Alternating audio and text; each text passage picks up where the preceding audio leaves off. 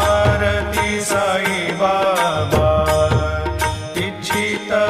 दिन चातक निर्मल तोय निज सुख पाजावे माधवाया सांभाळा पोली भाग आपोली भाग आरती साई बाबा सौख्यदातार जीवा चरणार जातली यावा दासा विसावा भक्ता विसावा आरती साई बाबा जय देव दत्तावधूता हो साई अवधूता